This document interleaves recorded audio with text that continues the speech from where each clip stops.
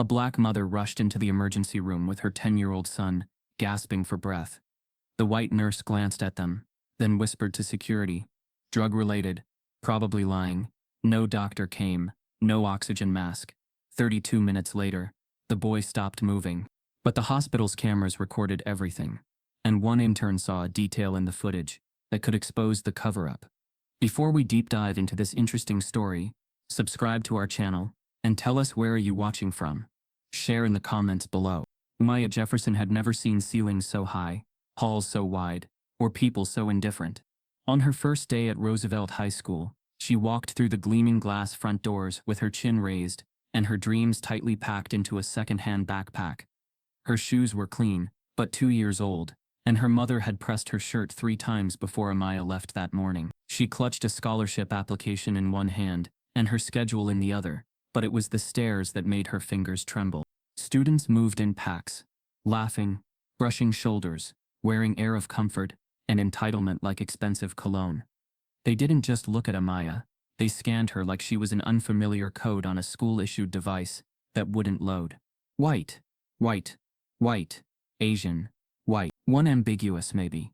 Then her heart pounded louder than her footsteps. She had been the top student at her last school, president of the science club, mathlete captain, robotics medalist, and 2-time regional essay winner. But that was East Greenville Prep, a school where 93% of the students looked like her, and 100% of the staff believed in her. Roosevelt was different. The floors sparkled like showroom marble, but the air carried something colder than its polished walls, the chill of assumption. Amaya found her way to the main office. Principal Gaines stood at the reception counter, speaking in clipped tones to a parent wearing pearls and tennis shoes.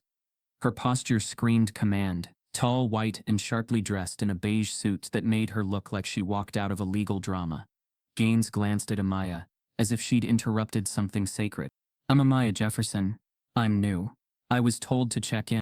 Before she could finish, Principal Gaines cut in. "Transfer?" she asked, lips barely moving. "What's your previous school?" "East Greenville Prep," Amaya said, her voice steady. "I'm here on a STEM opportunity grant. I'm also applying for the National Horizon Scholarship and "You're in AP Physics?" Gaines interrupted, her brow arching. "Did someone approve that?" Amaya blinked. "Yes, ma'am. It's on my schedule." Principal Gaines took the schedule from her hand without a thank you, scanned it and then murmured something to the secretary, who typed with forced efficiency. Amaya stood there, trying not to shrink. "You can head to your locker, room 314 is your first class. Try not to be late," Gaines said flatly, handing the paper back without looking at her. The hallway outside the office felt even colder. Her locker was on the 2nd floor. She passed students gathered in tight groups, some leaning against walls, others sprawled on benches. When she greeted a girl in passing, with a soft "hey," the girl looked at her, blinked, and turned back to her friend as if Amaya had never spoken. She opened her locker, tucked her scholarship folder inside, and inhaled deeply. She wouldn't let this shake her. She had goals, a plan. Her invention, the humidity-sensitive water purifier, was nearly finished. All she had to do was survive the semester and get it in front of the right eyes. She didn't need friends. She needed results. But the classroom was worse. When Amaya walked into AP Physics, the teacher, Mr. Hilton, glanced at her and said, "Are you sure you're in the right room?" She nodded and held out her schedule. He took it, furrowed his brow, and then gestured toward the back. "Okay, we'll see how you keep up." The boy in front of her smirked. Another girl leaned over and whispered, "She's in AP? Bet she'll drop by midterms." Every seat around her was full, except the one directly behind a kid in a Yale sweatshirt. No one looked at her again, not with curiosity, not with welcome, not even with acknowledgement. In that first week, Amaya answered every question correctly and submitted all her labs a day early, but Mr. Hilton never praised her, never called her name unless she raised her hand 3 times. He skimmed past her in class discussions and corrected her tone in emails that were perfectly respectful. When she asked about joining the science club, he said, "Maybe wait a semester and adjust first. It's a lot of pressure." At lunch she sat alone. By Wednesday the cafeteria felt like a battlefield. Tables divided by invisible lines she wasn't allowed to cross. She overheard a girl at the next table whisper, "Is she like some scholarship charity case?" followed by laughter that stung worse than silence. Still, Amaya stayed late at school each day, working on her purifier in the underfunded science lab. She soldered components under flickering lights while the janitor vacuumed the hallway. She didn't tell anyone, not because she was afraid they'd steal her work, but because she knew they wouldn't believe it was hers. One afternoon, as she was leaving, she passed Principal Gaines talking with a group of donors. "We pride ourselves on our academic excellence here," Gaines said, her voice clear and polished. "Roosevelt students maintain a 95% college acceptance rate, especially in our AP and honors tracks." Amaya paused. A donor asked, "Do you ever consider outreach or scholarships for underrepresented kids? STEM initiatives?" Gaines smiled. "We're selective. We prefer to build on students who already meet our standards." The donor nodded. Amaya walked away before they could see her tears. That night, her mother noticed her silence over dinner. "Tough week?" she asked gently. Amaya nodded. "Just remember who you are, baby. You don't need to impress them. Just do your work. Keep your head high." She nodded again, but it didn't feel like enough. The next morning she arrived early to beat the hall traffic. As she approached her locker, something stopped her cold. The metal door was covered in red paint, sloppy, dripping, unmistakable. 3 words were scrawled across it like blood on a wall. "You don't belong." She stared. The hallway was empty. The janitor's cart at the far end. Her stomach dropped. Her mouth went dry. She reached for the lock, but her hand wouldn't stop shaking. The message wasn't a joke. It wasn't subtle. It wasn't passive. It was war. Amaya's locker was vandalized the next morning, with a message scrawled in red she would never forget. The red paint took 3 days to fade. No matter how hard the janitor scrubbed, faint streaks of the hateful message remained, thin ghost lines that refused to disappear. Amaya Jefferson tried not to look at them each morning, but the words followed her like a whisper in the hallways. "You don't belong." After the vandalism, Principal Gaines called her into the office. "We take these incidents seriously," Gaines said, her tone practiced and hollow. The office smelled faintly of coffee and lemon polish, too clean for what was being said inside it. "But since there were no cameras on that side of the hallway, there's little we can do without proof." Amaya sat upright, hands clenched in her lap. "But my locker was the only one touched." Gaines smiled faintly. "Sometimes pranks are random. Try not to internalize it, Miss Jefferson. Focus on your studies." "Focus on my studies," Amaya repeated quietly. "Yes," Gaines said, adjusting a folder. "And remember, Roosevelt can be challenging for new students, especially those adjusting to higher academic rigor." Amaya wanted to ask what she meant by those, but the principal had already looked back down at her paperwork. The conversation was over before it began. Outside, the hallway smelled faintly of bleach from the cleaning solution. Students passed her in waves, eyes flicking toward her locker before turning away. No one said anything, but the silence was louder than words. She did what her mother always told her to do, push forward anyway. And she did. Every quiz in AP Physics perfect. Every lab meticulous. Mr. Hilton stopped calling on her entirely, preferring to let others stumble through problems she already knew the answers to. When she turned in an extra credit paper on renewable water systems, he handed it back a week later with only one comment written in pen at the top. "Did you really do this on your own?" The ink bled through the page like a wound. That night, she sat at her desk, rereading his words, until the lines blurred. For the first time, she thought about giving up, dropping the class, withdrawing from the competition she had secretly been preparing for. But she couldn't. In the corner of her room stood the small workbench she'd built with her mother years ago. A battered piece of wood, covered in wires, bolts, and broken circuit boards. Her project sat there, a compact purifier designed to convert moisture into drinkable water using minimal power. It was simple in appearance, elegant in function, the kind of idea that could change lives. And no one at Roosevelt knew it existed. She had learned early that brilliance made people uncomfortable when it didn't look like them. At Roosevelt, it wasn't just that she was different. It was that her success didn't fit the narrative people wanted to believe. So she hid it. Every afternoon after class, she slipped into the lab alone, staying late enough for the janitor to flick the lights twice before locking up. The lab wasn't well equipped, but it was quiet. The hum of the fluorescent lights became her rhythm, the clicking of metal tools her music. One evening, Mr. Hilton walked in unexpectedly. Amaya froze, a soldering tool in her hand, the faint smell of melted plastic filling the air. He looked at her workstation. "You're still here?" "Yes, sir. Just experimenting with something." Experimenting. He leaned closer, inspecting the wires. This seems advanced. Where did you find these schematics? I made them. His eyes narrowed. On your own? She hesitated. That half-second of pause was all it took. He smiled, not kindly. Be careful not to plagiarize any online designs. Jefferson, I'd hate to see you get in trouble for something like that. The words landed like a slap. He left before she could respond. That night, Amaya stared at the purifier, her creation that had been her secret pride, and felt only exhaustion. She began to question herself, her worth, her belonging, her intelligence. The weight of needing to be twice as good for half the recognition pressed down like a physical ache. At lunch she overheard whispers. She got 100 again. Probably cheating. Bet the teacher helps her because she's a diversity admit. She tried to ignore them, but the lies stuck. The next exam, she deliberately left 3 questions blank. When the grades came out, her name wasn't at the top of the board anymore, and suddenly, people smiled at her again. It hit her then. They only liked her when she was smaller. By mid-October, Amaya stopped raising her hand altogether. Her voice grew quieter, her walk slower. Even her laughter, rare and bright, faded into silence. Only at home did she still let herself breathe. Her mother, Denise, worked long shifts at the clinic, but every night she'd peek into Amaya's room, whispering, "How's my genius doing?" Amaya would smile faintly. "Just tired, Mom." She didn't mention the locker, or the whispers, or the teacher who doubted her. But on Friday evening, the weight became unbearable. After staying late in the lab again, she stared at her purifier and wondered what the point was.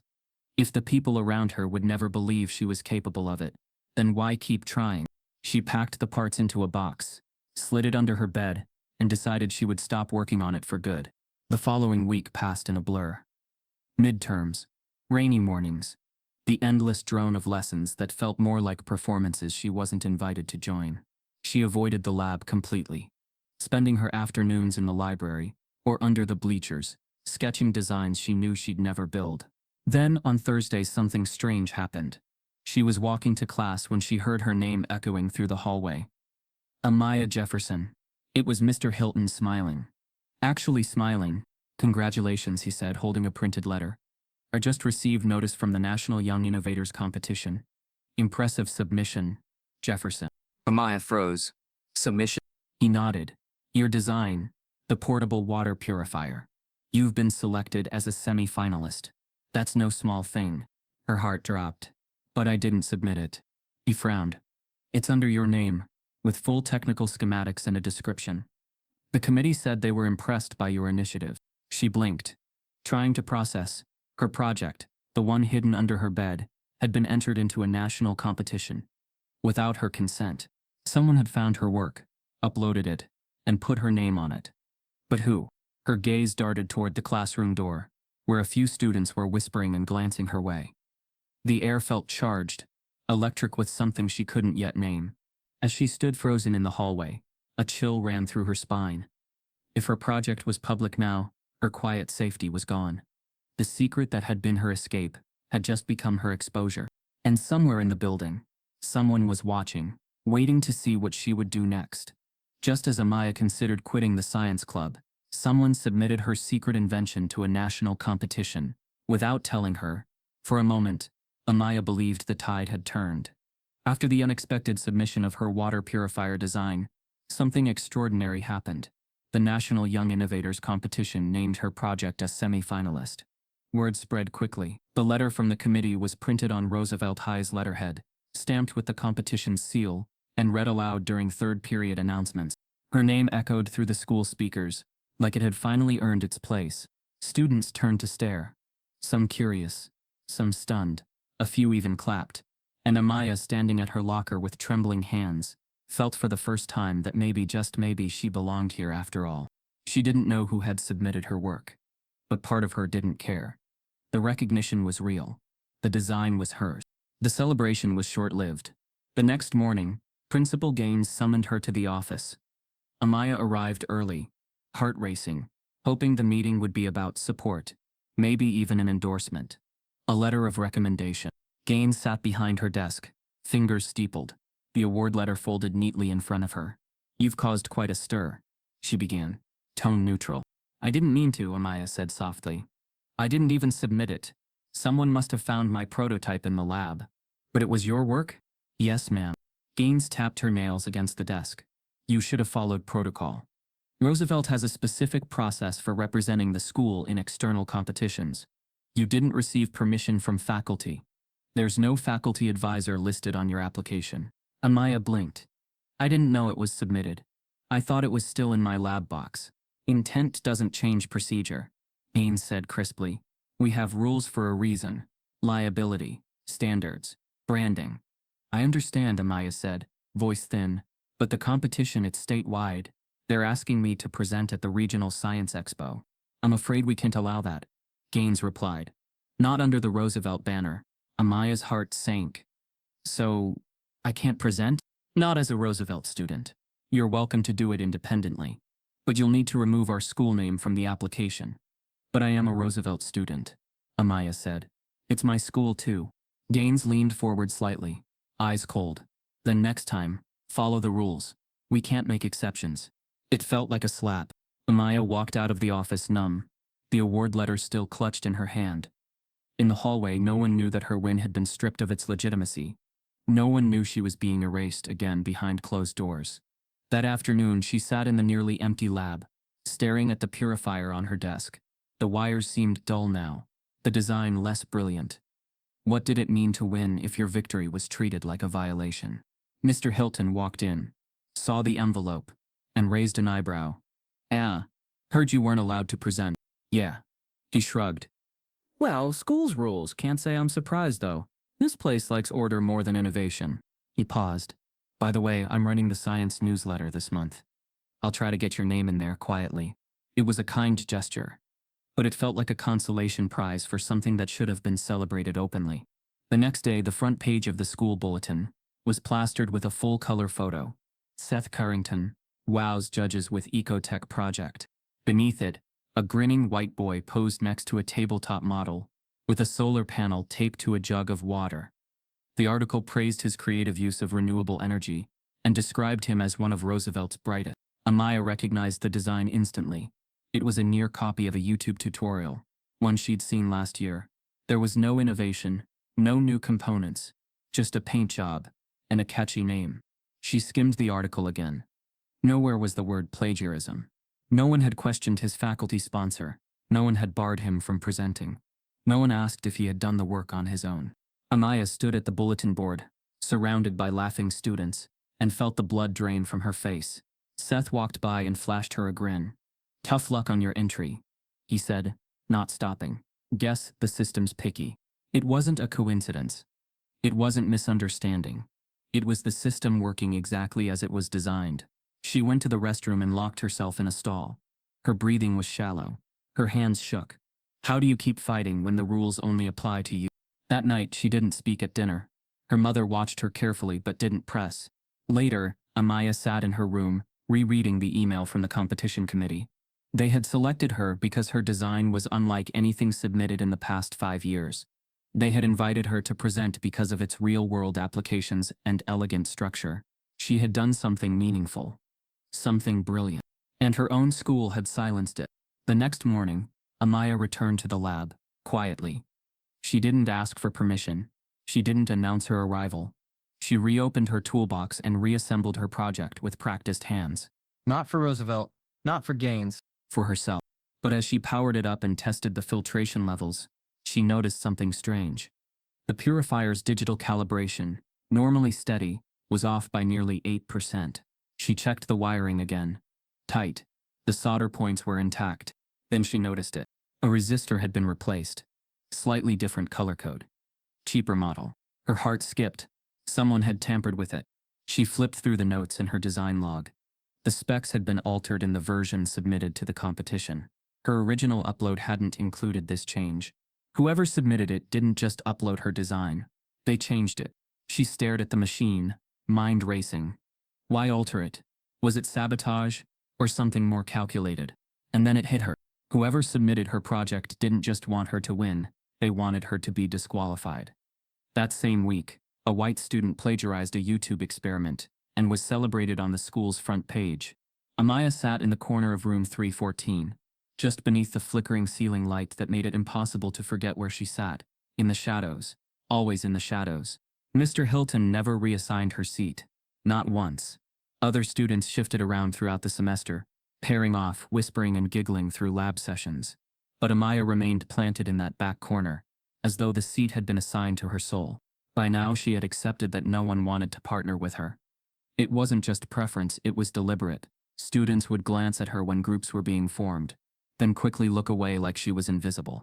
But she wasn't invisible. She was erased. In the moments where it mattered, where voices could have spoken up, where hands could have reached out, everyone stayed silent. When Mr. Hilton returned her assignments late, when he forgot to include her on the class spreadsheet listing top scorers, when she raised her hand to offer a solution, and he nodded past her to someone else. When Seth Carrington got a school-wide standing ovation in the auditorium for his fake solar jug, and the applause faded before Amaya could even walk off the stage with her disqualified prototype. No one said a word. At first she told herself she was being paranoid, but silence doesn't lie. It echoes. And that echo followed her from the hallway to the lunchroom to the library and back. During lunch, she sat alone beneath a row of green lockers on the far edge of the cafeteria. Her tray barely touched, her eyes on her notebook, even though she hadn't written anything new in days. Conversations happened around her like she wasn't there. She's just trying to play the race card. Honestly, she's not even that smart. Maybe if she smiled more. Amaya never responded. Not because she lacked the words, but because no one was listening. The sting wasn't in the comments. It was in the way no one else disagreed. Even those who'd once nodded at her in passing, or asked for help with homework, stayed silent when it counted. The racism wasn't always loud. It wasn't thrown at her like bricks. It was offered in small, cold sips, snide remarks, exclusion from group chats, teachers skipping over her in volunteer lists, students who asked her to take notes, but never included her in presentations. The worst part?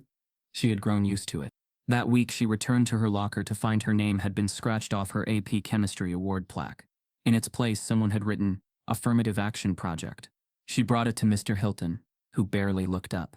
"Just ignore it," he said. "High school kids do dumb things. Don't make it bigger than it is." "But it's not just one thing. It's constant," Amaya said. "And it's always me." Mr. Hilton sighed. "Amaya, you're bright. But you need to learn how to navigate without making everything personal. People here aren't against you. You just don't fit in yet. That takes time." She left before she cried. Later that day, she found a folded piece of paper in her textbook. No name. Just 5 words. "Keep your mouth shut, genius." She didn't show it to anyone. What would be the point? Instead, she tried harder to shrink to not be noticed. She stopped answering questions. She turned her award plaques backward on her desk at home. She avoided the lab. But something unexpected happened. On Thursday morning, as she walked into school, her phone buzzed with a notification. Unknown sender. Subject line, "Thought you should see this." Inside was a single video attachment. She hesitated, her thumb hovering over it, then tapped. It opened on a classroom. The camera was angled from the back, like it had been filmed secretly from a student's phone. Mr. Hilton stood at the front of the room, leaning casually against the desk. "She thinks she's some kind of prodigy," he said, arms folded. "But let's be real. All she did was slap some tubing together. If this were really her invention, she'd be presenting it by now, wouldn't she?" Laughter. Students, some of whom Amaya recognized. Another voice chimed in. "Yeah, but she got like state recognition, right?" Mr. Hilton rolled his eyes. "State recognition? You can Photoshop those certificates. Trust me, I've seen it before. It's called riding a wave. And right now, people are so desperate to look inclusive. They'll prop up any project that looks halfway decent, especially if it checks the right boxes." It's called. Amaya froze. The screen blurred as the student moved the camera slightly. Then came the final sentence. Soft but clear. Just let her enjoy her 15 minutes. It'll fade. The video cut off. Her phone slipped from her hand and hit the tile floor. The clip was just over 90 seconds, but it stripped away months of doubt, gaslighting, and self-blame in one cruel confirmation. She wasn't imagining it. They didn't believe she belonged here. Not her classmates. Not her teacher. And worse, some found entertainment in mocking her behind closed doors. She picked up her phone with trembling hands. Part of her wanted to delete the video, pretend she never saw it, but part of her, the part that had stayed silent too long, knew this was different. This wasn't just a snide comment or a missing award. This was proof of everything they'd said she couldn't prove. She forwarded the email to herself, saved the video in a locked folder, and closed her eyes to keep the tears from spilling. But as she did, a second notification buzzed through. Another email. Same video.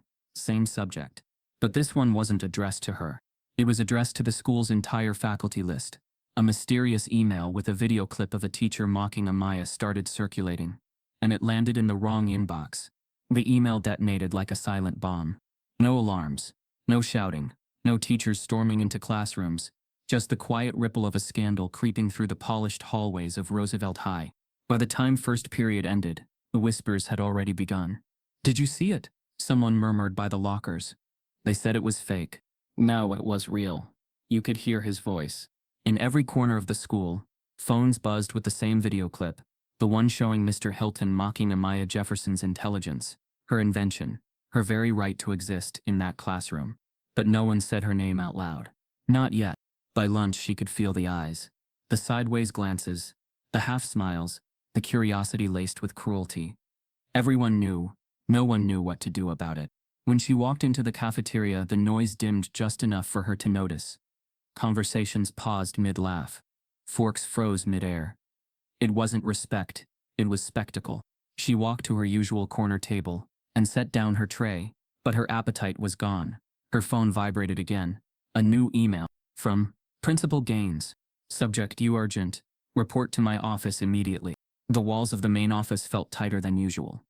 Principal Gaines didn't look up when Amaya entered. Mr. Hilton was already there, face flushed, eyes burning with defensiveness. "Sit," Gaines said sharply. Amaya obeyed. "I assume you know why you're here." "I do." "Then perhaps you can explain how a private recording of a classroom discussion ended up circulating through the entire school," Gaines said, each word clipped. Amaya blinked. "I didn't record it. Someone sent it to me anonymously." Hilton leaned forward. "That's convenient." Amaya turned toward him. "You mocked me in front of students. You said I didn't deserve my award. You said that video was taken out of context," Hilton snapped. "You're twisting." "Enough," Gaines interrupted. "This school will not tolerate defamatory behavior toward its faculty. If you had concerns, Miss Jefferson, there are appropriate channels for that." "I did use the right channels," Amaya said, trying to steady her voice. "I reported the vandalism, the insults, the discrimination. Nothing happened." Gaines folded her arms. "There's a process. But what you've done, disseminating confidential footage, publicly humiliating a teacher, crosses every line of that process." Amaya's chest tightened. "You're investigating me?" "We're investigating the source of the leak," Gaines said coldly. "And until we know more, you're suspended from all extracurricular activities, including the science club." "But this conversation is over," Gaines said. "Go home." Amaya stood slowly, her throat burning. She wanted to scream, to ask why truth became offense only when it came from her mouth. But she didn't. Not here. She walked out, each step heavier than the last. The hallway seemed to stretch endlessly, the polished floors reflecting her reflection back at her like a distorted echo. Outside, the late afternoon sun stung her eyes. She didn't cry, not yet. Her mother was waiting by the car when she got home. "Suspended?" Denise Jefferson asked, disbelief etched deep into her face. "They said I leaked a video." "But you didn't." "No." Her mother's voice hardened. "Then we fight." That evening, Denise drafted an email to the district superintendent, attaching the original forwarded message, the proof that Amaya hadn't been the sender. She wrote every word with precision, every sentence an indictment against the silence of Roosevelt High. Within 24 hours, the school board responded. They would review the incident. But in the meantime, Amaya's suspension stood. For 3 days, she stayed home, pacing her small bedroom like a prisoner. Every time she checked social media, new comments appeared under the post that leaked the clip. She got that teacher fired for nothing. It was just a joke. Maybe if she didn't play victim all the time. Her name was trending on the local hashtag. Not for her invention. Not for her brilliance, but for creating controversy. On the 4th day, the school board held a closed hearing. Amaya sat beside her mother in a room that smelled of paper and disinfectant. On the opposite side of the long oak table sat Principal Gaines, Mr. Hilton, and 2 board members. Their faces were polite masks. their pens poised as though they were writing history in real time. And she was the defendant.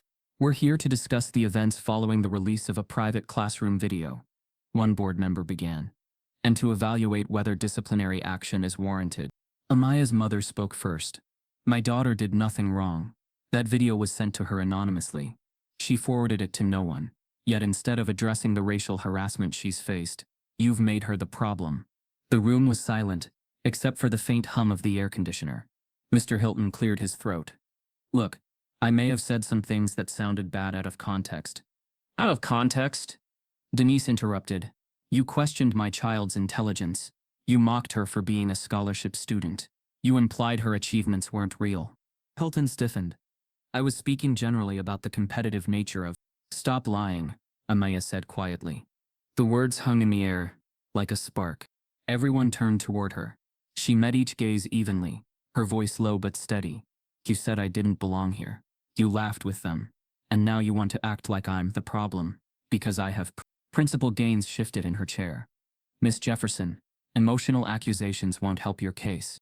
"My case?" Amaya said, incredulous. "I'm not on trial." "He is." The board members exchanged glances. The atmosphere thickened, tight, suffocating. Finally one of them said, "We'll need time to deliberate.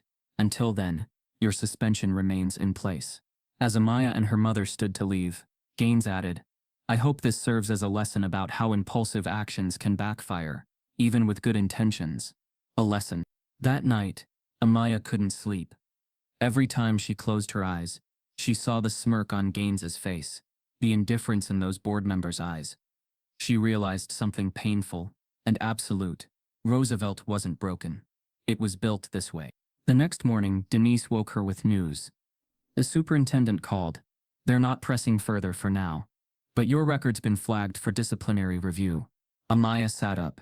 "Flagged? It's not a suspension, but it means any new issue could affect your academic file. Even your college recommendations." She froze. "My college? Baby, we'll fix this," her mother said, but her voice trembled. That evening, Amaya logged into her school portal to catch up on missed work. But when she opened her student profile, she saw something she'd never seen before. A new tab labeled Disciplinary History. Her cursor hovered over it. She clicked. The page loaded slowly, line by line, until the text appeared. Infraction Academic Misconduct. Date 2 months prior. Descripia, unauthorized collaboration and false representation of work in science competition submission. Status confirmed by faculty review. Amaya's breath caught in her throat. The accusation wasn't just false. It was lethal. It implied she had cheated. At the bottom she saw the final line. Reported by P. Gaines, principal. Her hands shook. "They forged it," she whispered. Her mother appeared in the doorway. "What's wrong?" Amaya turned the screen toward her. "They're trying to destroy my record. They're saying I cheated on my invention." Denise stepped closer, eyes narrowing. "That's not a mistake. That's retaliation." Amaya stared at the glowing monitor, realization dawning like cold light. If that file stayed, every Ivy League application, every scholarship, every dream she had worked for would crumble. And worse, the system had already decided she was guilty. A forged disciplinary file suddenly appeared, threatening her spot at the Ivy League college she'd dreamed of. Denise Jefferson had always believed in the system, until the system came for her daughter. For 17 years, she raised Amaya with the conviction that hard work was armor, that no matter the odds, no matter the biases, excellence would protect her. She taught her daughter to speak clearly, write better than anyone in the room, and walk like she knew where she was going, even when the path was stacked against her. Denise had trusted the teachers, the counselors, the principals. She signed every form, attended every parent-teacher meeting, donated to every fundraiser she could afford. She did it all because she believed schools were safe.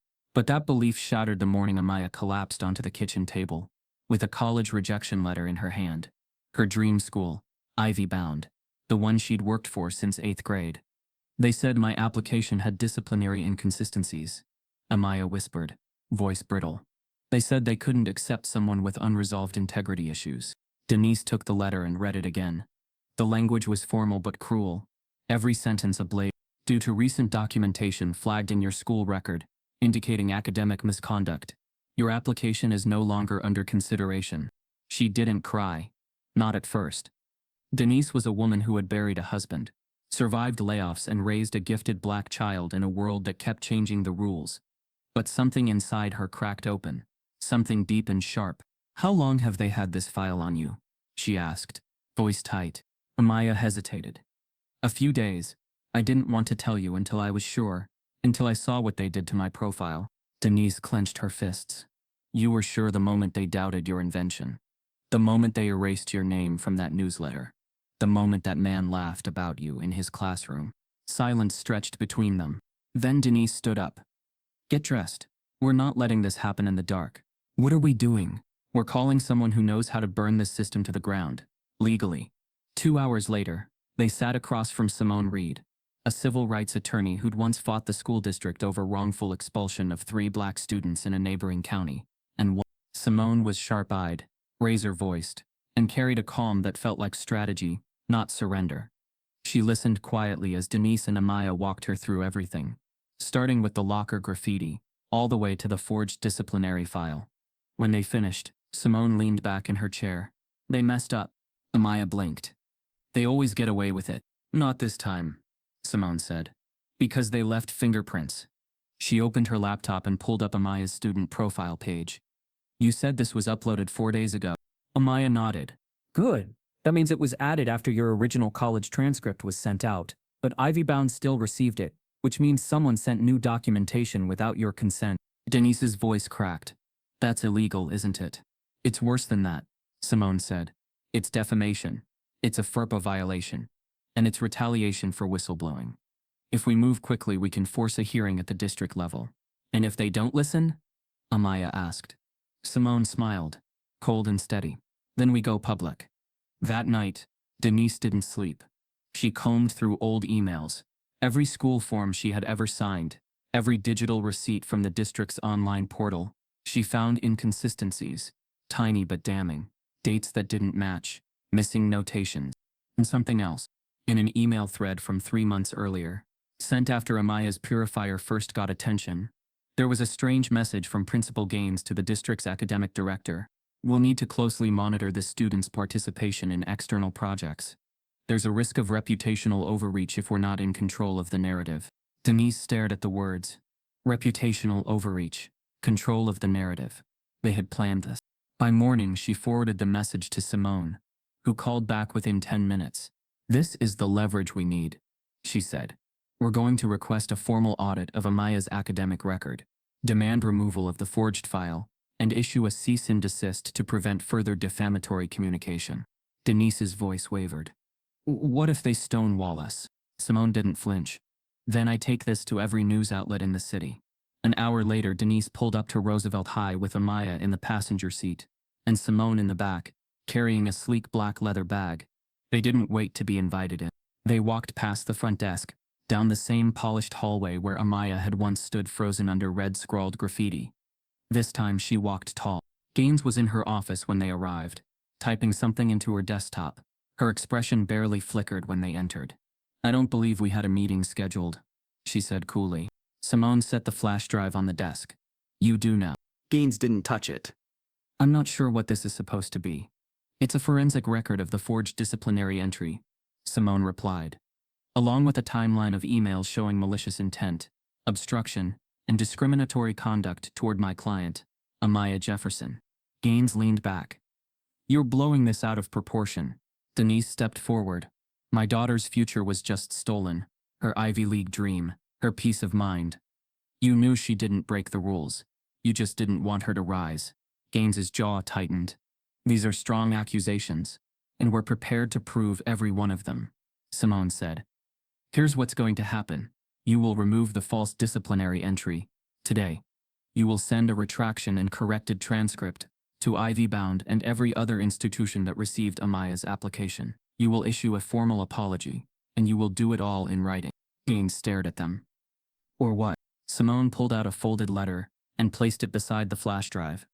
"Or I file a public complaint, a civil suit, and release this to 3 media outlets that already know the story. You will not bury this. Not this time." The silence in the room was no longer still. It was electric. Gaines looked down at the flash drive, then at the letter. Her mask slipped, just for a moment. A flicker of fear. Denise stepped closer. This school broke my daughter. Now it's time it answers for it. Gaines slowly turned back to her computer. I'll need time. You have until 3 p.m., Simone replied. That's when the press call goes out. As they turned to leave, Amaya paused at the door. She looked at the woman who had tried to erase her and said quietly, "You were wrong about me." Then she walked out, head high, voice unshaken. But just before they reached the exit, Simone's phone buzzed. She stopped mid-step. Wait. Amaya and Denise turned. Simone read the message, her eyes narrowing. The district just filed a notice. They're calling for an emergency hearing, not just for Amaya's case. They've reopened an old investigation into Roosevelt's disciplinary patterns. Denise's breath caught. What does that mean? Simone looked up. It means this might be bigger than just you. She walked into the principal's office with a lawyer and a flash drive. Amaya had barely slept in 2 days. The emergency district hearing had been set for the following week, but the weight of everything still hung heavy over her, though Principal Gaines had reluctantly removed the forged disciplinary note from her file after Simone's legal threats. Amaya's name remained tainted in the school halls. Spoken with judgment, not admiration, her ivy-bound dream remained on pause, waiting for a revised transcript and an appeal that might never be granted. Yet something inside her had shifted. It wasn't hope. Not yet. But it was something firmer than fear. Resolve. The morning after the confrontation, Simone returned with a plan. We need more than reaction, she told Amaya and Denise.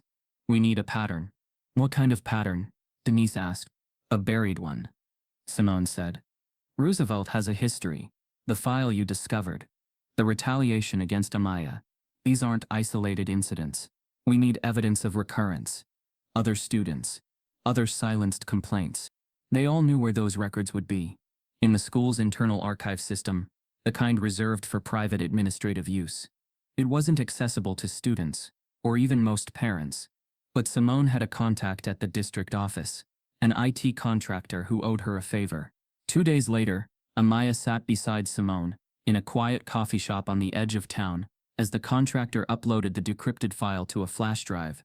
It was all there, 8 years of documentation, thousands of internal entries, student reports, parent emails, administrative memos, all categorized under incident types.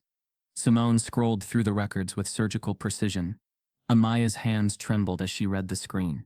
Student reported teacher bias in grading. Complaint dismissed due to insufficient evidence. Parent alleges counselor discouraged college application based on race. Resolved with internal memo. Black student denied recommendation letter. Teacher cited lack of leadership. Though student held 3 club presidencies. Line after line. Case after case. The pattern was undeniable. Roosevelt had quietly erased the voices of students who looked like her, year after year. Amaya leaned back, trying to process it. Why didn't anyone say anything? They did, Simone replied. The school just never listened. Denise, sitting across the table, looked as if she'd aged 5 years. They buried them. No, Simone said firmly. They documented them, which means they knew. That's even worse. For hours they combed through the archive. Several names reappeared again and again. Kaya Sellers, AP English denied summer research placement. Malik Thompson, robotics team dispute, team vote manipulated. Jasmine Reed, science fair finalist, entry disqualified after anonymous complaint. Amaya recognized the last name, Jasmine Reed. Wait, wasn't she in the school promo video? 3 years ago? Simone nodded slowly. The same. Her complaint was buried. But she transferred her senior year. Full ride to MIT after she left. And no one ever looked into this? Amaya asked. They never had to. No one ever got this deep. Then they found something else. Buried even deeper. Under a mislabeled folder titled Comboard Drafts. A series of emails between Principal Gaines and a school district liaison. Most were routine, but one stood out. It was dated 5 weeks earlier, 2 days after Amaya's purifier had qualified for regionals. Regarding a Jefferson's Horizon Scholarship recommendation, suggest delay in submission. We may need further review due to disciplinary concerns. If concerns persist, file should be retained locally until post-deadline. Suggest using procedural clause 6.3 for justification. Simone froze. Denise leaned in, scanning the message. What's clause 6? Internal code. It means they're withholding documents under pending investigation. Amaya's breath caught. They never submitted my scholarship application.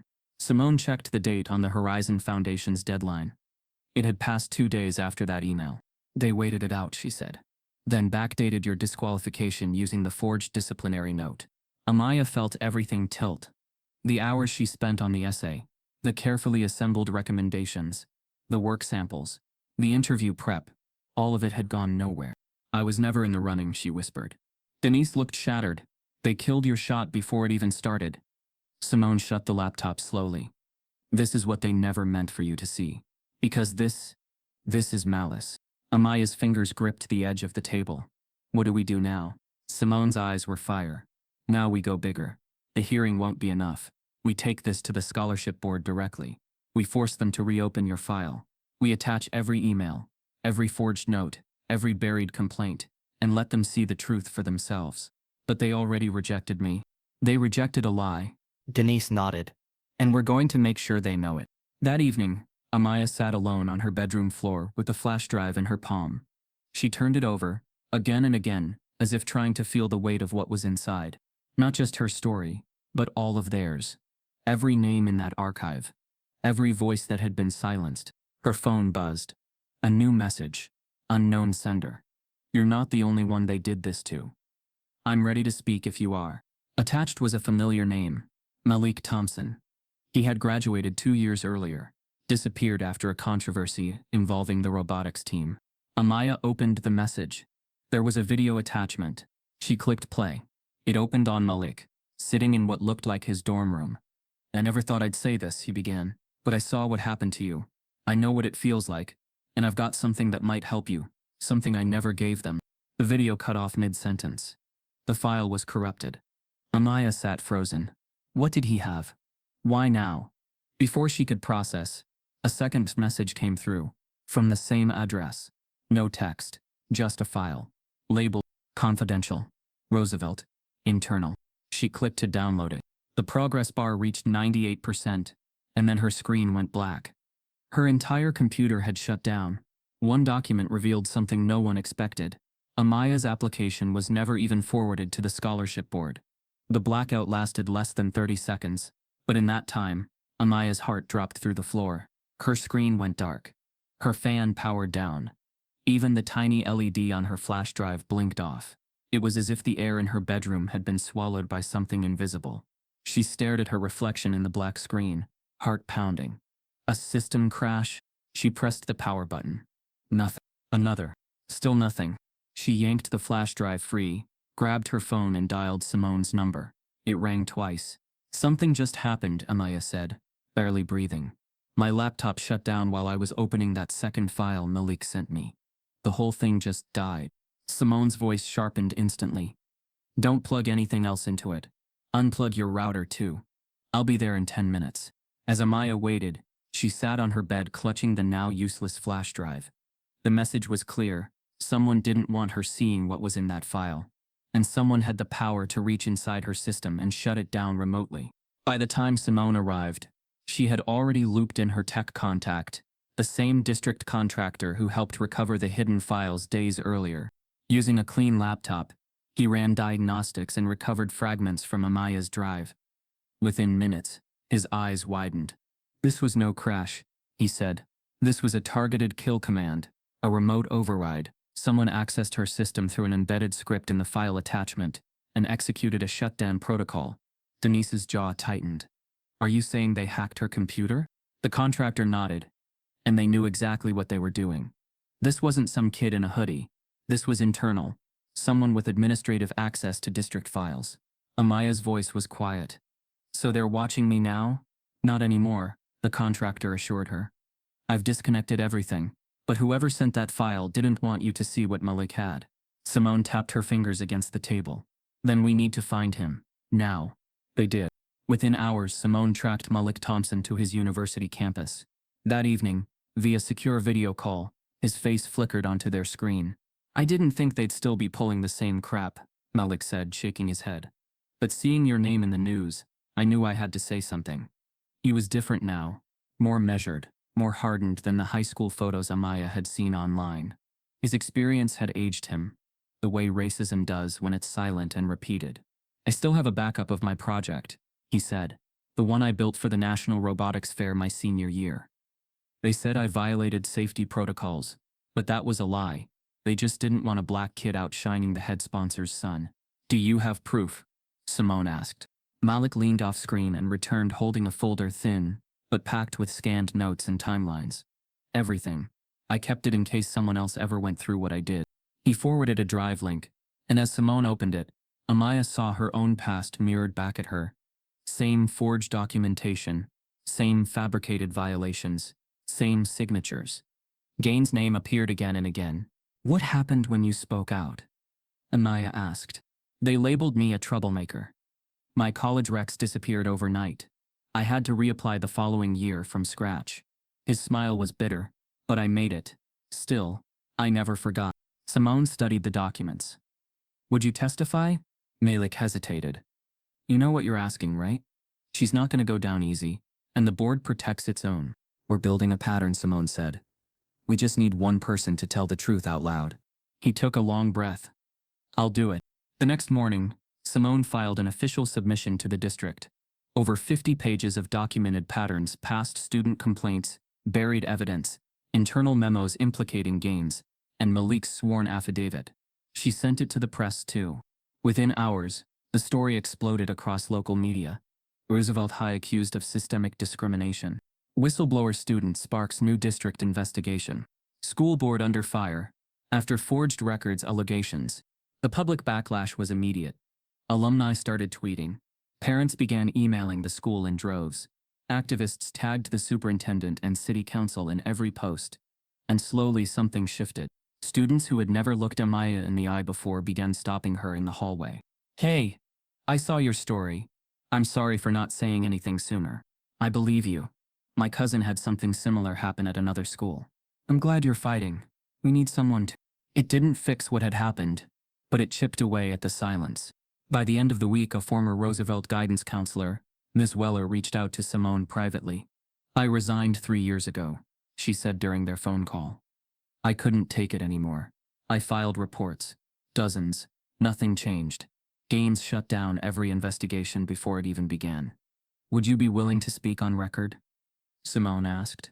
There was a pause. Ms. Weller exhaled slowly. I'll give you everything I have. But you need to understand. Gaines has friends in high places. District officials. Committee chairs.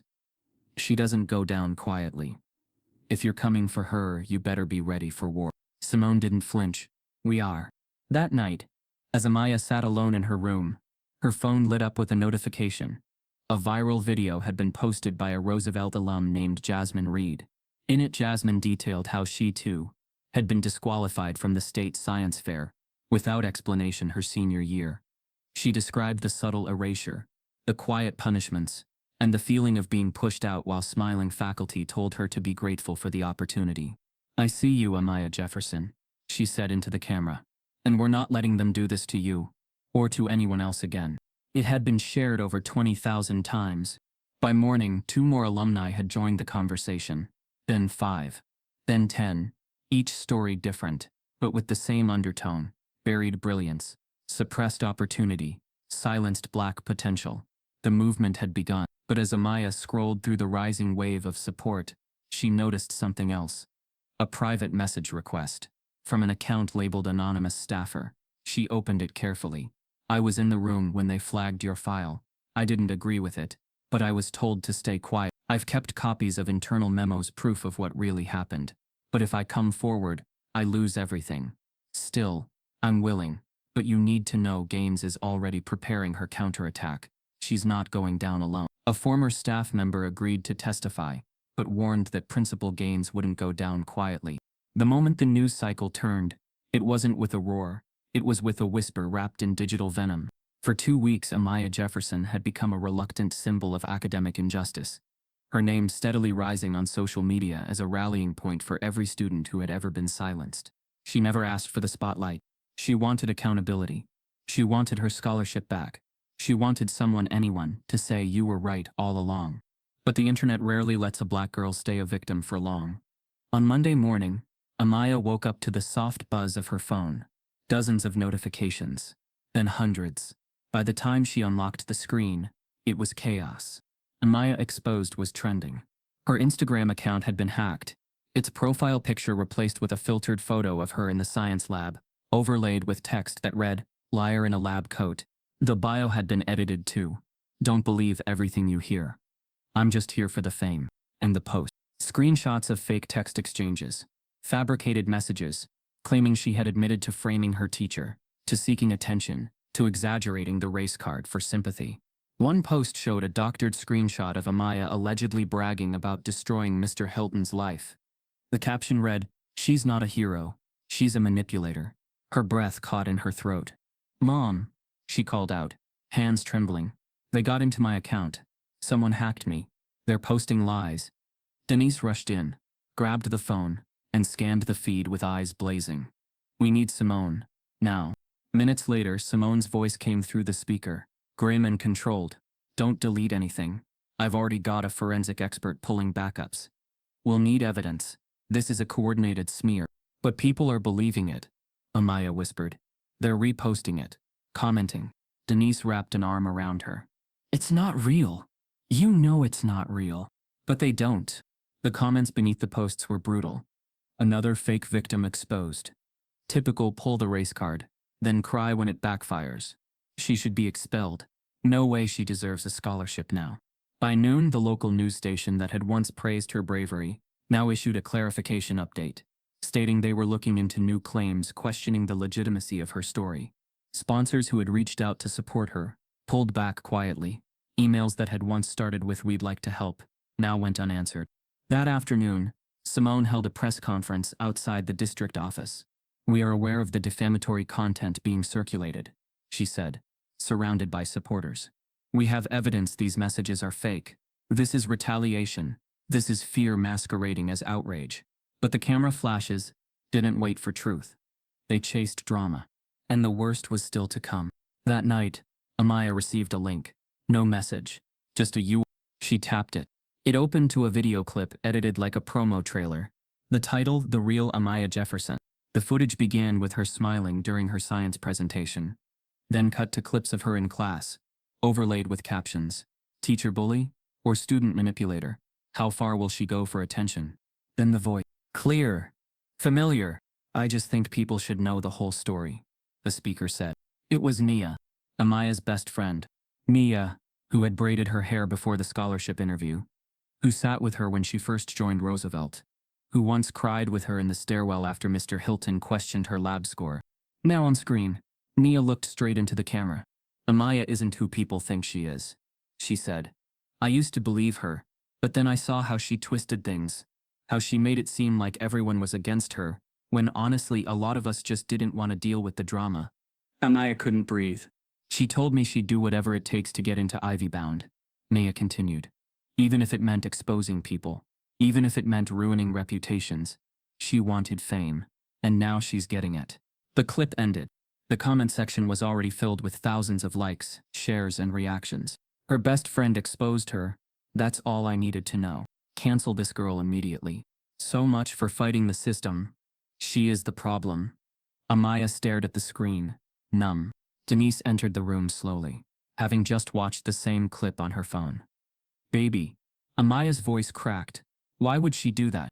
Denise didn't have an answer. Simone called shortly after. "She's being used," she said. "Somebody got to her, or threatened her, or maybe she was promised something. But this is strategic. They're taking your closest voices and turning them into weapons." But Mia knew what I was going through. She saw it. She was there. "That's what makes it effective," Simone said quietly. "They're using the person closest to you to dismantle everything you've built." The next morning, Amaya's school inbox was flooded with messages. Some anonymous. Some signed. A few expressed support. Most didn't. She walked through the hallway like a ghost, whispers following every step. In second period, Mr. Hilton returned to the classroom for the first time since the video leak. He stood at the front, cleared his throat, and looked directly at Amaya. "I want to take a moment," he said, to address recent rumors. The class fell silent. "Whatever anyone thinks they saw or heard, I've always held every student to the same standard. I've never treated anyone differently." A girl in the back scoffed. No one else responded. Mr. Hilton continued. This school is a place of learning, not politics. Let's get back to focusing on science. As if none of it had happened. At lunch, Amaya sat in a different corner, away from her usual spot.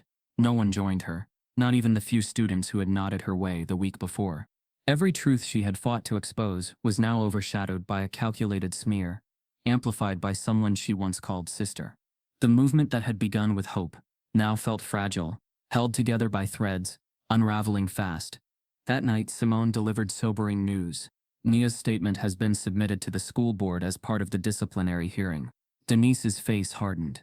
They're going to try to use it to discredit everything. Amaya looked down at the table.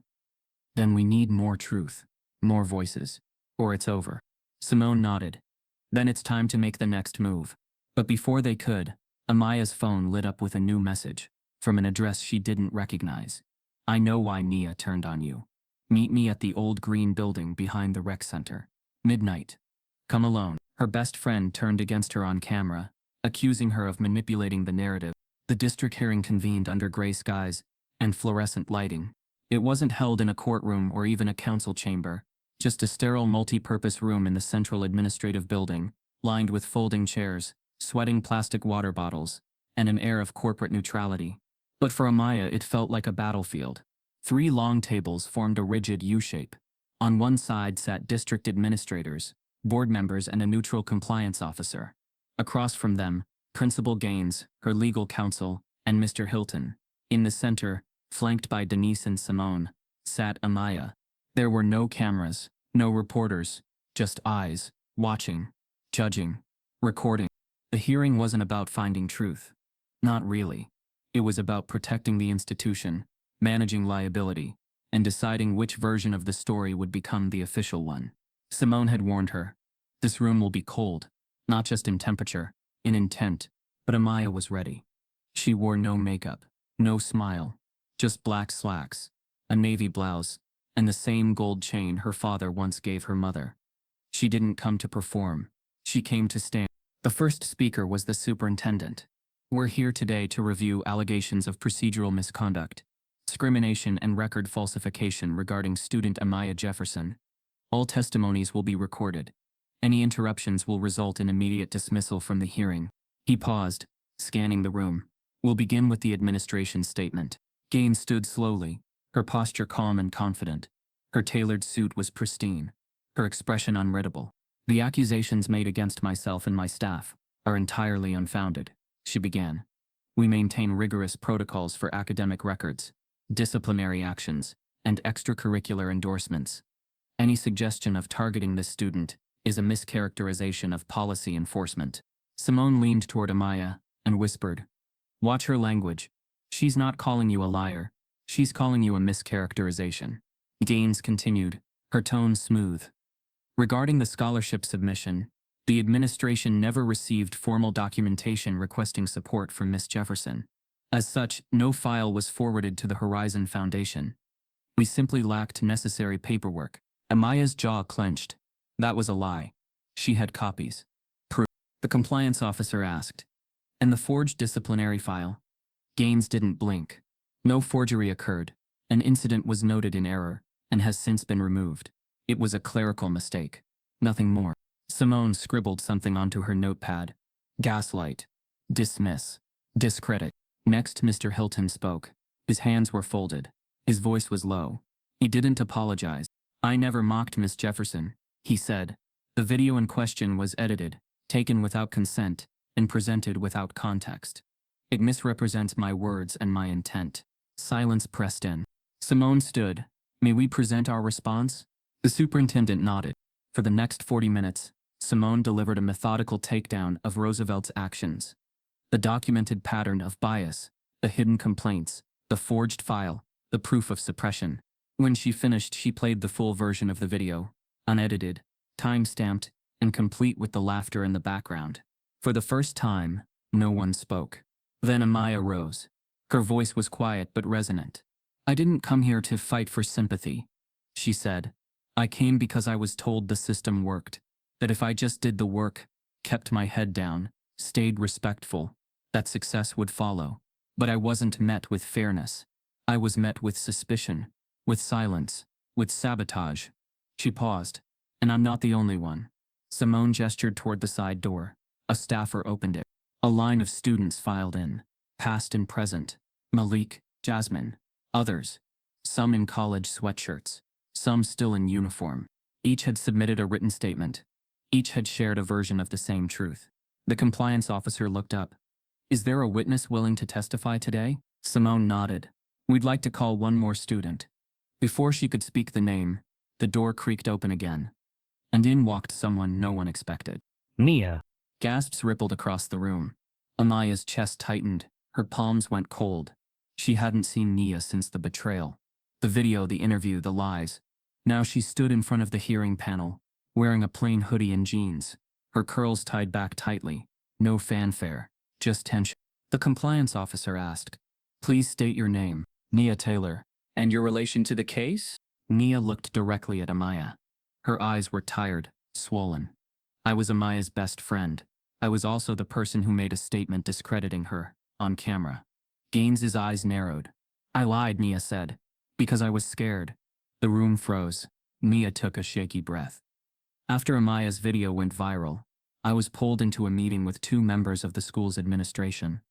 They told me her case was falling apart, that if I didn't set the record straight, I could be dragged into it.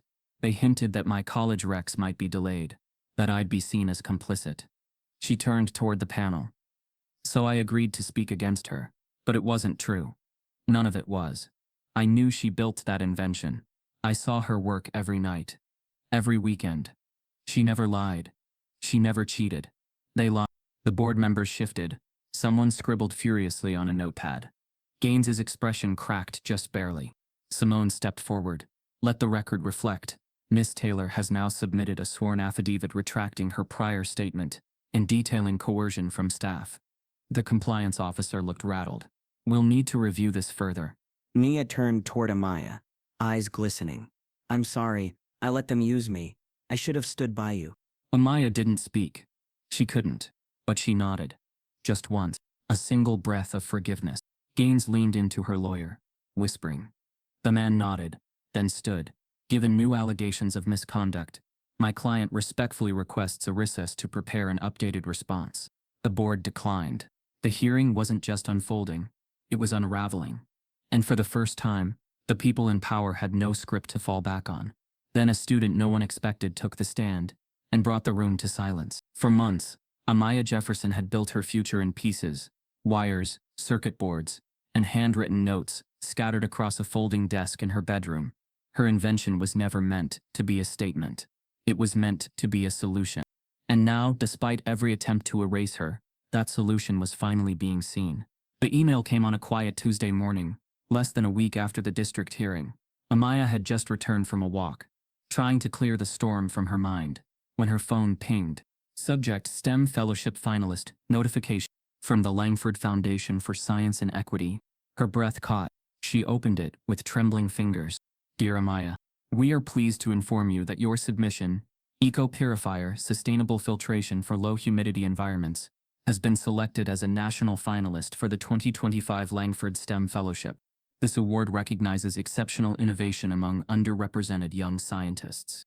Your work stood out not only for its technical rigor, but for its potential global impact. Please submit official school verification and principal endorsement by Friday to complete your file for final selection." Amaya reread the lines, disbelieving. She had known her invention mattered, but national recognition? A finalist.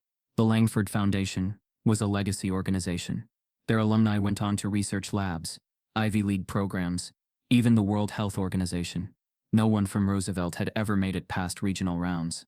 Her mother screamed when she heard the news. Denise hugged her so tight, Amaya couldn't breathe. Simone celebrated with careful pride. "This is everything we've been fighting for." But there was one catch. Verification. Despite being invited as a finalist, the foundation required confirmation from her current school to authenticate her enrollment and project authorship. A standard request. Routine. Just a stamp and a signature. A single page. And Amaya knew exactly who had to sign it. Principal Gaines.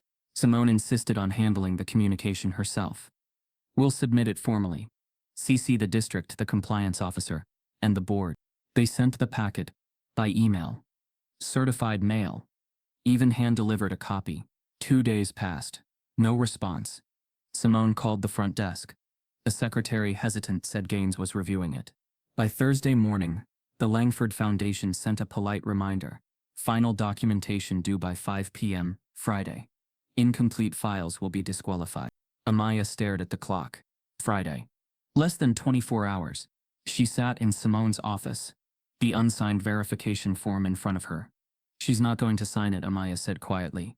Even now, Denise stood nearby, arms folded. After everything she's done, how can they still give her that kind of power? Simone's jaw was tight. Because systems protect themselves. And they've let her stay for now. There was a knock at the door. Malik stepped in, holding a printed email. Check this out. I've been asking around. Gaines is quietly circulating a letter to other administrators, questioning your originality. She's claiming your purifier is a modified version of an existing device. What? Amaya's voice cracked. Simone grabbed the paper. She's laying groundwork to discredit you again. Malik nodded. And she's not doing it openly. She's planting doubts in the background. Enough to poison the well.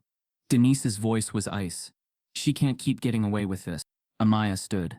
Then I'm going to her office myself. Simone looked up. You're sure? Yes. She can ignore emails, but she won't ignore me standing in her doorway.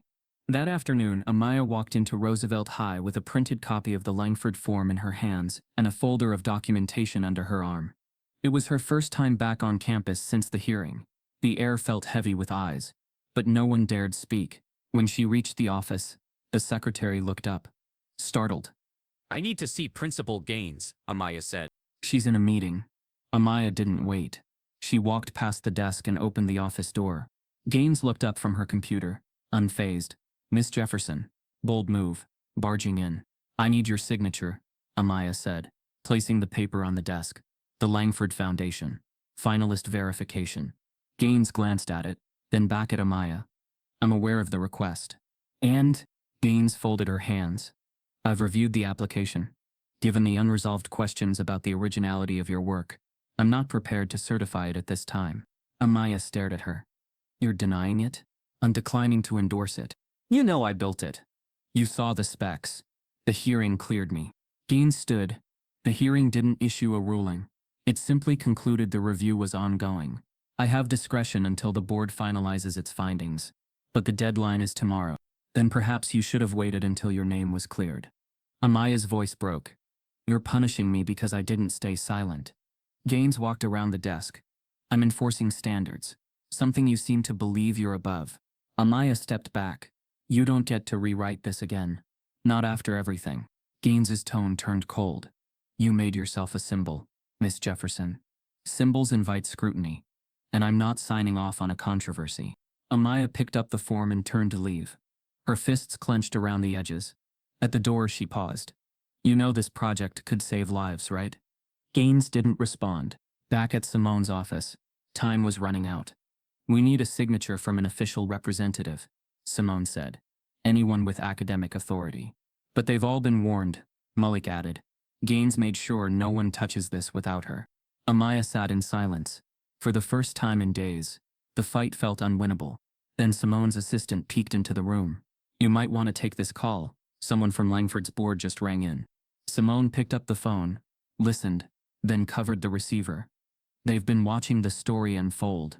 They saw the video, the hearing, Nia's retraction, and she listened again, then smiled. They're offering a workaround. If we can prove the project's authenticity with third-party evidence, timestamps, blueprints, test logs, they'll accept that in place of a principal's endorsement. Amaya sat up straight. I have everything. I kept logs, videos. My prototype has date-coded firmware. Good, Simone said. Then let's build a file they can't ignore. But just as Amaya turned to gather her materials, her phone buzzed again. A new email. No subject. No sender. She opened it. Attached was a photo, grainy, surveillance style. It showed her in Simone's office, surrounded by files. Beneath it, a single line. You should have stopped when you had the chance.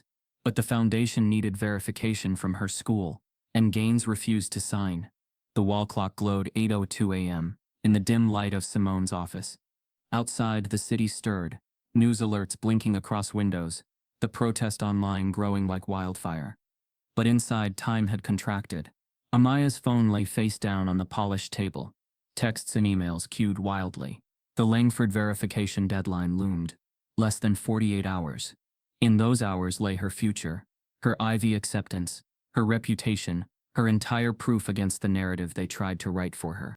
Denise stood near the window, looking out. Simone sat at a corner desk, opening a fresh Word document, labeled Supplemental Evidence. Amaya Jefferson. Malik leaned against the wall, pacing, his arms folded. Simone looked up. Here's how this works. They said they'll accept third-party authentication. We're going to feed them everything we have. The original lab logs, firmware timestamps, circuit layout drafts, video timestamps, emails, the archive we retrieved. We supplement the Langford packet so complete that games can't touch it. Amaya picked up a stack of papers, annotated code, diagrams, correspondence with the contractor who once helped decrypt school files. I saved everything. I always did. Her voice was steady but raw.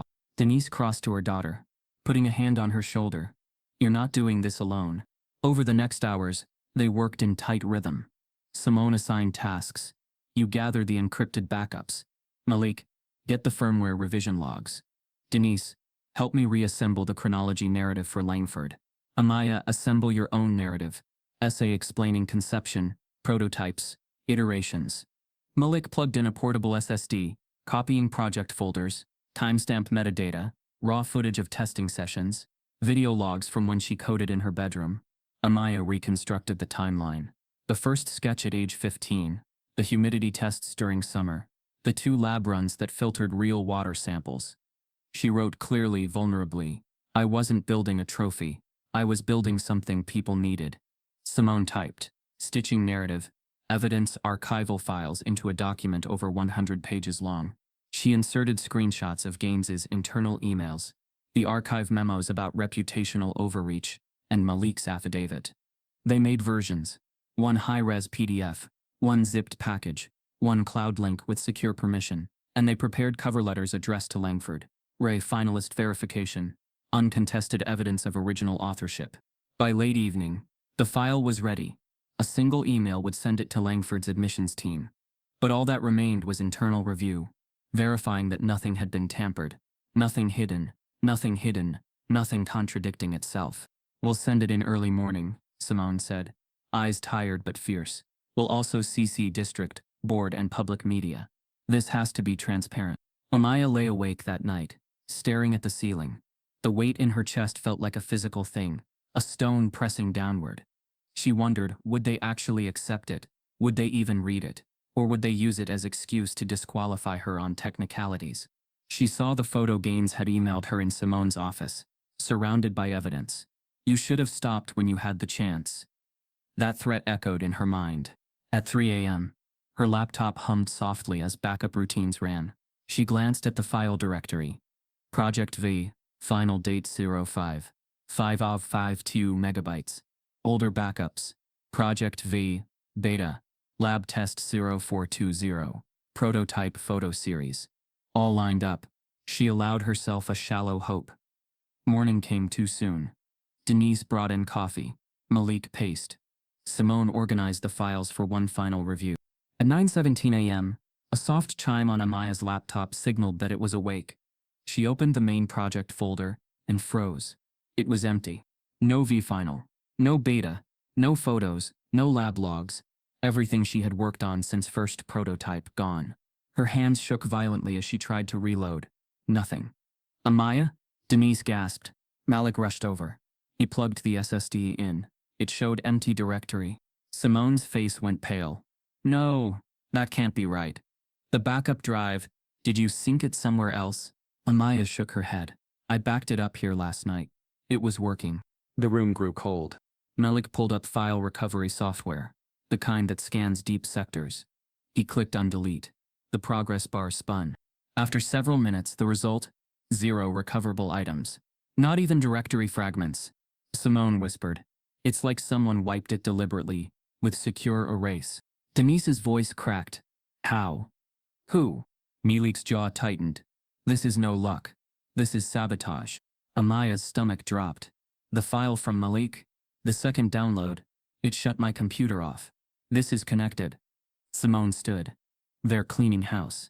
Wiping anything that ties you to proof. They don't want you to have evidence. They want the narrative to collapse. Amaya sank into a chair, eyes brimming.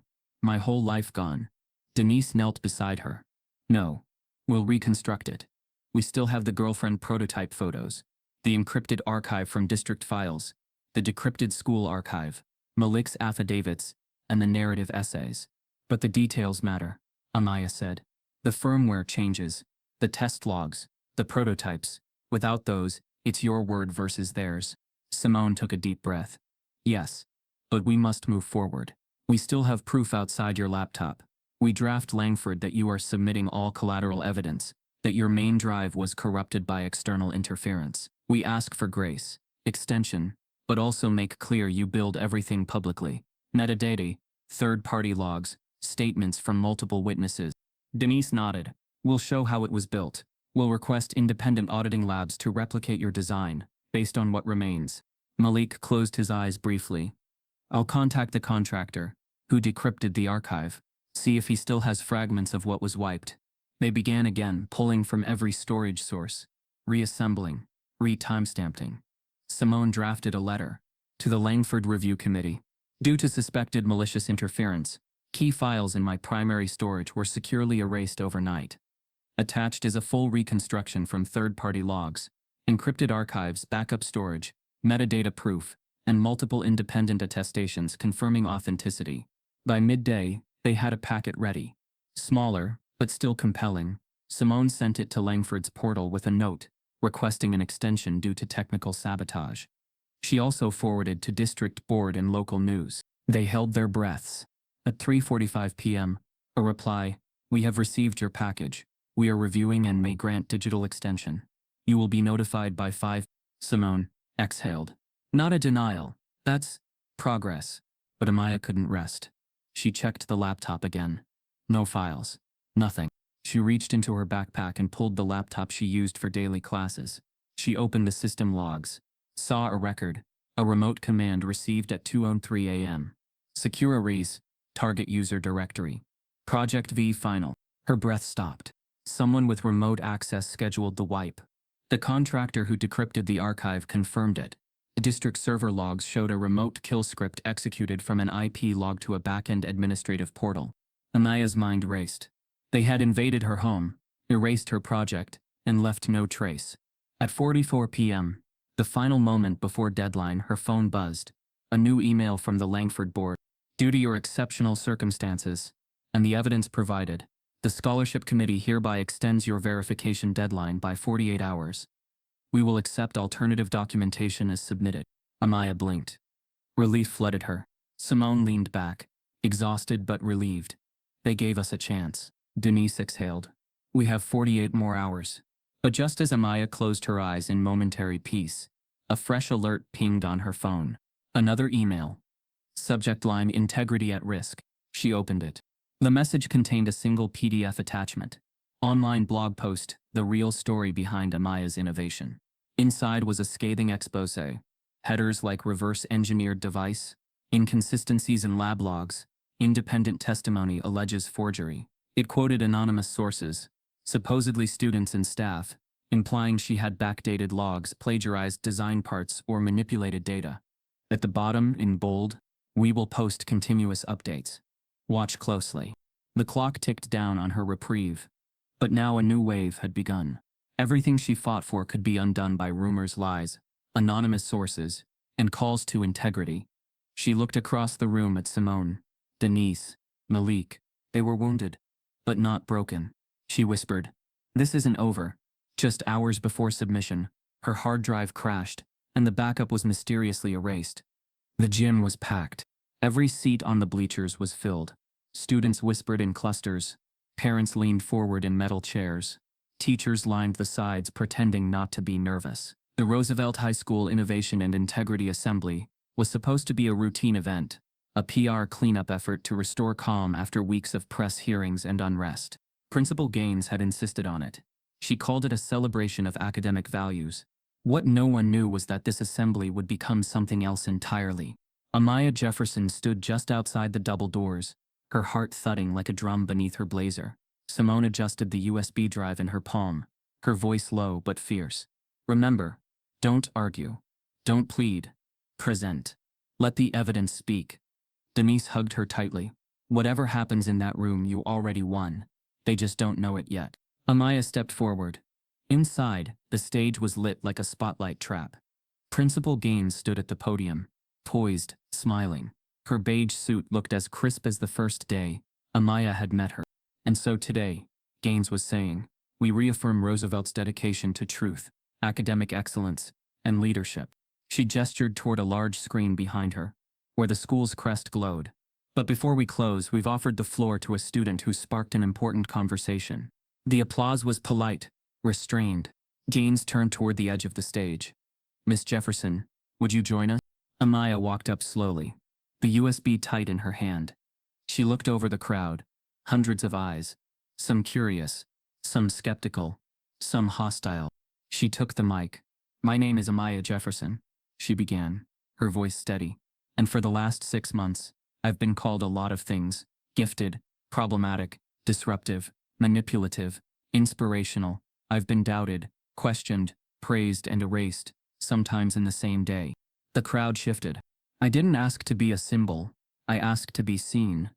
She nodded to Simone, who stepped forward and plugged the USB into the school's projection laptop. I built something. In my bedroom. A water filtration system. For low-humidity environments. Not to win a trophy. But because I wanted to help. I wanted to matter. And when I was finally recognized, the people who should have supported me tried to destroy it. Gasps rippled through the students. Gaines kept her expression neutral. The screen shifted. The first slide. Proof of authorship. Eco Purifier, by Amaya Jefferson. Then came the timestamps, firmware logs, engineering notes, journal entries, all date-coded months before any public file submission. Next, the video logs. Clips of Amaya testing different sensors. Footage of her mother helping solder parts. A time-lapse of 3 weeks where the prototype changed shape entirely. Then, Malik's sworn testimony. Jasmine's video message. Emails from the Langford Foundation. Statements from the Foundation's own engineers, affirming the uniqueness of her design. The audience grew silent. Amaya stepped aside. Everything you just saw has been verified by third-party engineers. Every attempt to erase it, documented. Every attempt to claim I didn't belong, recorded. Gaines rose slowly from her chair. Miss Jefferson, I believe the intention of this assembly was to promote unity, not stir division. Amaya turned to her. You don't get to talk about unity when your silence broke people. A stunned murmur echoed. Gaines attempted a smile. I'm sure we can find a more appropriate forum for these documents to be reviewed. I offered them weeks ago, Amaya replied, loud enough for the room to hear. You refused to sign my verification form. You blocked me from representing this school. You wiped my file and blamed me for the damage. Now you want to control the truth. She pointed toward the screen. But the truth doesn't belong to you. The final clip began. It was security footage, grainy, time-stamped. It showed an office computer screen. A cursor hovered over a file, labeled Project V Final. The user account read, PG Ad. The video zoomed. The cursor clicked Secure Erase. A pause. Then confirmation. The audience gasped. Amaya's voice trembled now. But not from fear. That's the moment my invention was wiped. Overnight, without my consent. That's the moment they tried to end my future. She looked into the crowd, and this is the moment I take it back. Suddenly, the screen went black. Every light in the gym flickered. The mic cut out. A full blackout. The room erupted into murmurs, confusion. A few students stood. A teacher near the front began whispering into her walkie-talkie. Amaya stepped back, heart pounding. Simone turned toward the AV table, her voice low. That was no power surge. Denise rushed to Amaya's side. What just happened? Malik, seated in the third row, stood and pointed at the projector. That cord didn't come loose. That was a manual kill switch. The crowd swirled into chaos. On stage, Gaines spoke quickly to 2 security staff, then grabbed her microphone. It crackled to life. Ladies and gentlemen, please remain calm. It appears we're experiencing a technical malfunction. But Amaya didn't step back. She raised her voice over the static. They just tried to shut it down again. Right in front of you. The crowd hushed. She turned toward the student body. Ask yourselves, why are they so afraid of a file from my laptop? Why is my truth more dangerous than a lie? The mic cut again. A boy in the back row yelled, "Let her speak." Another followed, "Play the rest."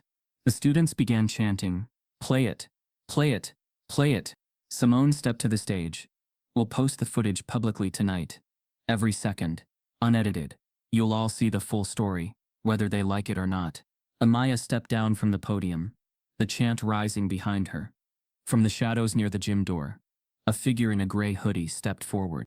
Amaya turned. It was the anonymous staffer. He held up a flash drive. "I have the rest," he said. The footage played, the gasps rose, and then the screen went black. For weeks after the gym blackout, the school felt like it was holding its breath. The footage Amaya had shown, the proof of sabotage, the metadata, the secure erase command, spread online like a fire that no one could contain.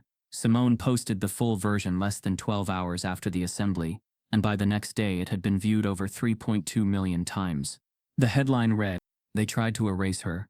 She had backups." National news outlets picked it up. Educational podcasts debated it. Tech blogs broke down the schematics of her purifier like it was a Silicon Valley breakthrough. Students from other schools started hashtags like "We are Amaya" and "Let her speak." Even a few celebrities reshared the clip with captions like "Genius," "Silenced," "Not anymore." And through it all, Amaya waited. Not for more views, not for more interviews, but for something quieter, something that mattered more than any viral moment ever. The validation. A future. The district launched an internal review. Gaines took an unexplained leave of absence 2 days after the assembly. Mr. Hilton quietly cleaned out his classroom a week later. No one announced a resignation. But the silence spoke loudly. Despite the chaos, school went on. Seniors studied for finals, juniors prepped for essay-8s, life moved forward, and Amaya, tired, changed, but still standing, kept her head low and focused. She no longer sat in the back of the class. And though the damage to her original hard drive could never be fully undone, the Langford Foundation accepted her reconstructed verification packet. They issued an email confirmation. Finalist status reinstated. Final decision forthcoming. But it wasn't until a rainy Thursday morning that the real moment came. A plain white envelope, thick and heavy, sat waiting in the mailbox. No Roosevelt high watermark, no return address from the district, just a gold embossed seal on the corner. National Institute for Youth Science and Equity.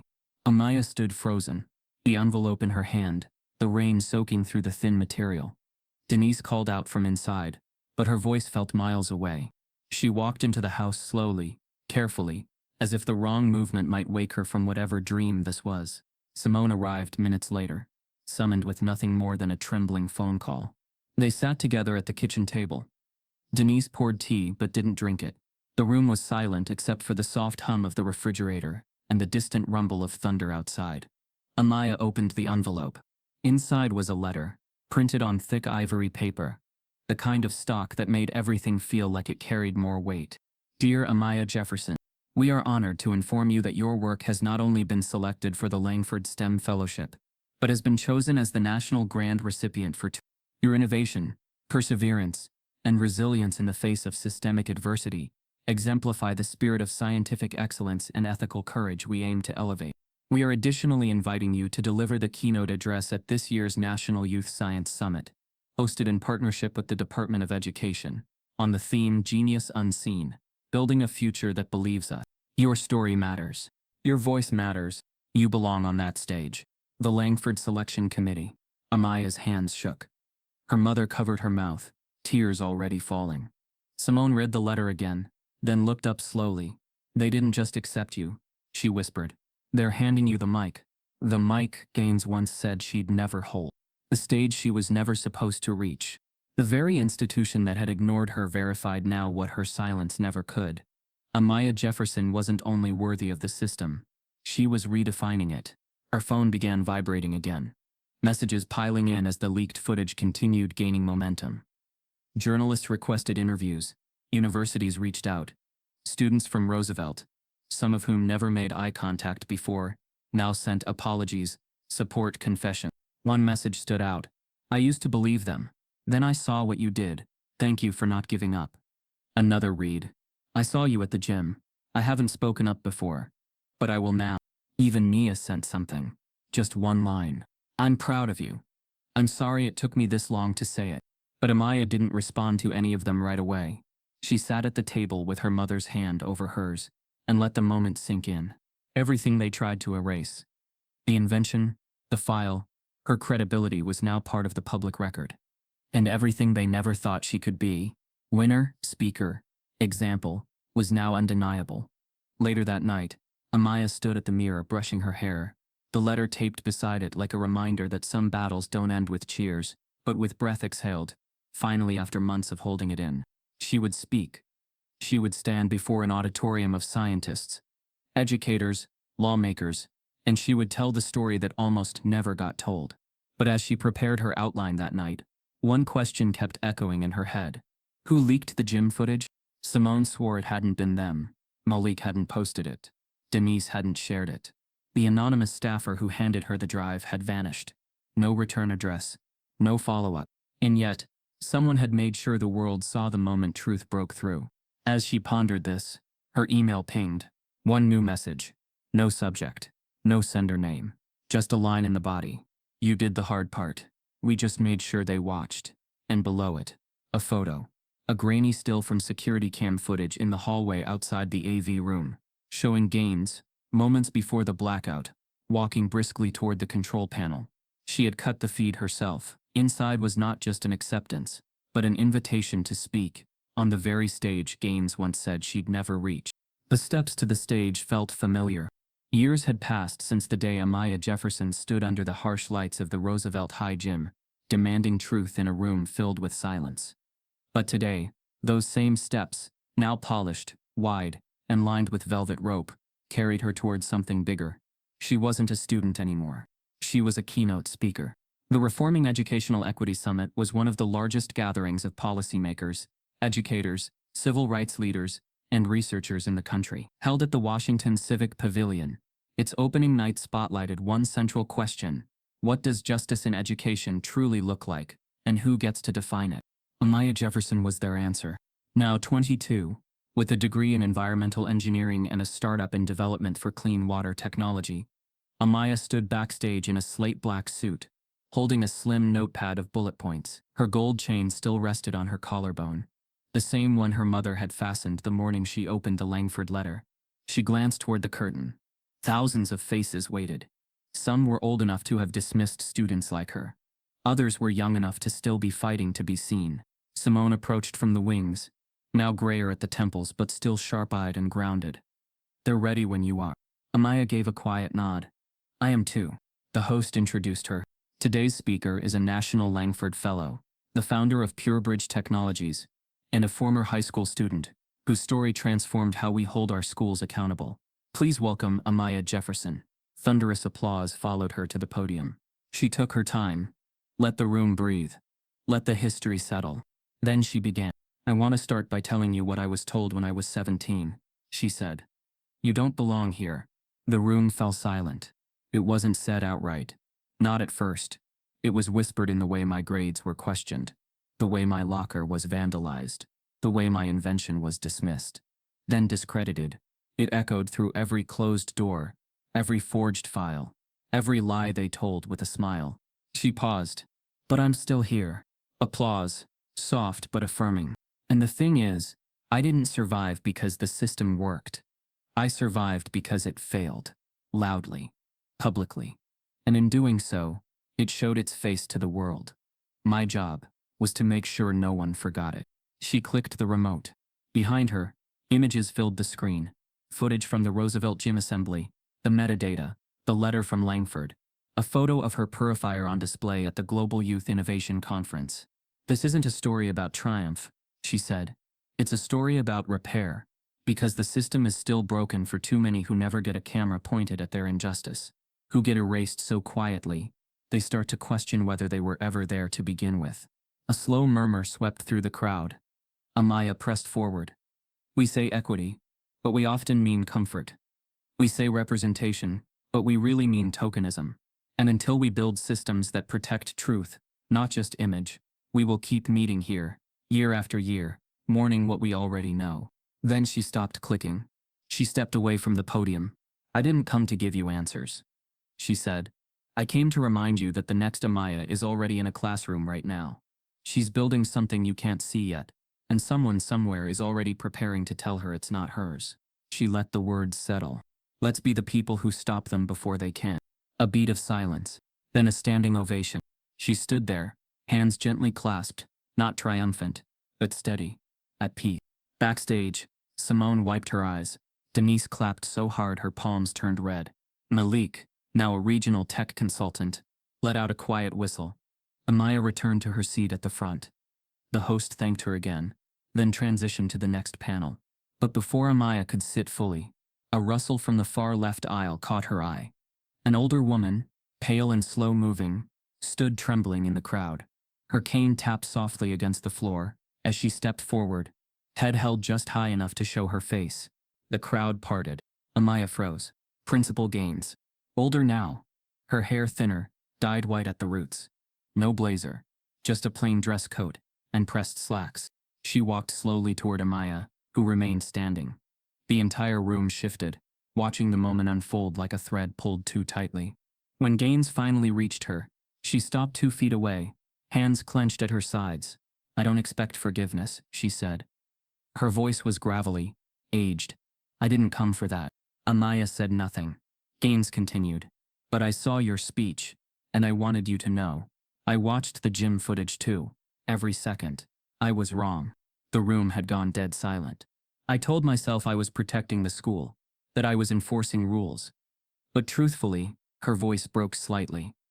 I was afraid. Afraid of what it would mean if you were right. And I made sure no one else could say otherwise. Amaya's voice was quiet but firm. You didn't just doubt me, you erased me. I know. A pause. Amaya studied her. Why now? Gaines looked around the room. Because I didn't know how much I took from you, until I saw how much you built anyway. Denise stepped beside her daughter, her eyes locked on Gaines. You didn't just take from her, she said. You nearly broke all of us. I know, Gaines whispered, and I'm sorry. Amaya didn't reply. She didn't smile, but she nodded. Just once.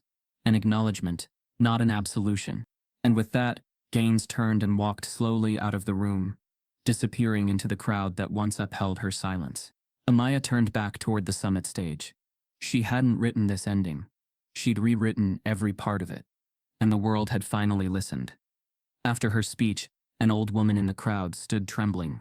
It was Principal Gaines. No family should have to beg to be believed. No child should die waiting to be seen. If this story made you stop, even for a second, don't scroll past it. Type yes if you believe Black lives should never be second priority. Subscribe if this broke your heart.